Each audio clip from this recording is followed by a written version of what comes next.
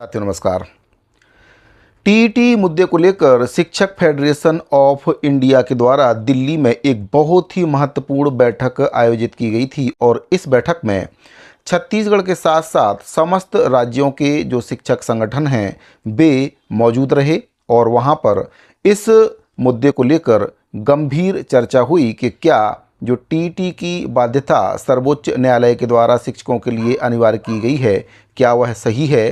तो इसको लेकर क्या कुछ विचार विमर्श बैठक में हुआ है, इसको लेकर प्रदेश अध्यक्ष रविंद्र राठौर जी के द्वारा जानकारी भी दी गई है।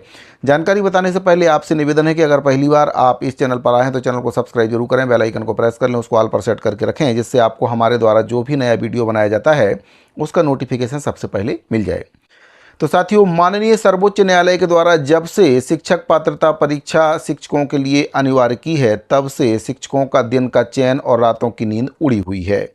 शिक्षकों का कहना है कि ये जो व्यवस्था है शिक्षकों के ऊपर ज़बरदस्ती थोपी जा रही है, क्योंकि 2009 से पहले के जो शिक्षक हैं उस समय जब उनकी नौकरी लगी थी तब इस प्रकार की कोई भी व्यवस्था नहीं थी और उस समय जो भी मापदंड होते थे उसको पास करके ही शिक्षकों को नौकरी पर रखा गया था।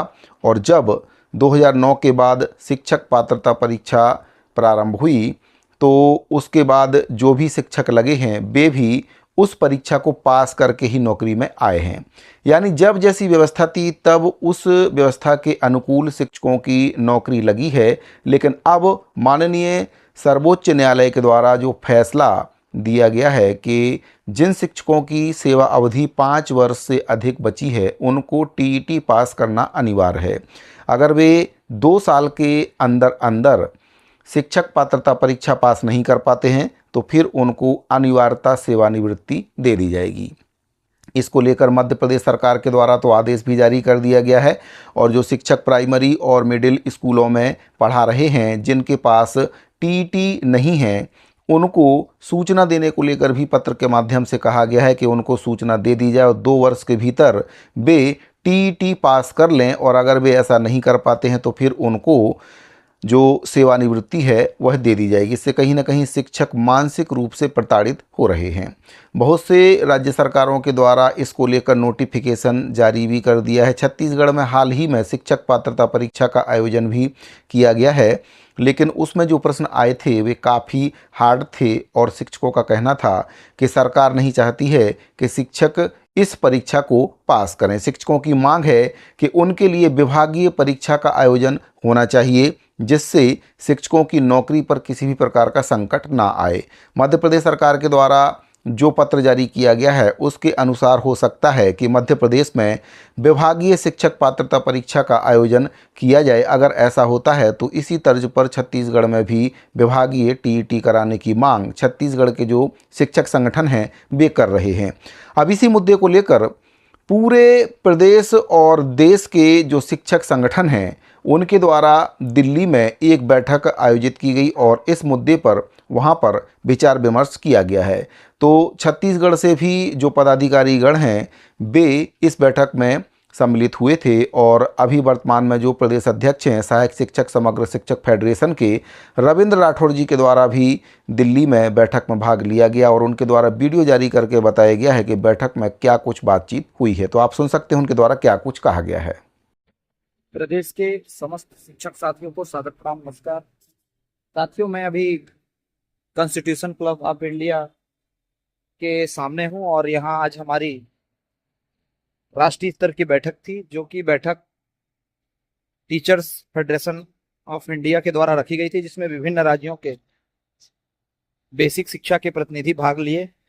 छत्तीसगढ़ की ओर से मुझे एवं माननीय मनीष मिश्रा जी, केदार जैन जी को शामिल होने का अवसर मिला और इस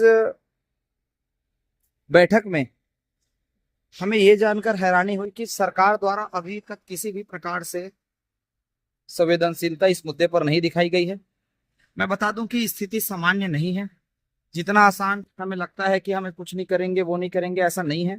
विभिन्न राज्य के विशेषज्ञ साथी यहाँ आए थे और बड़े बड़े शिक्षक संगठन जिनकी सदस्य संख्या लाखों में है उनके द्वारा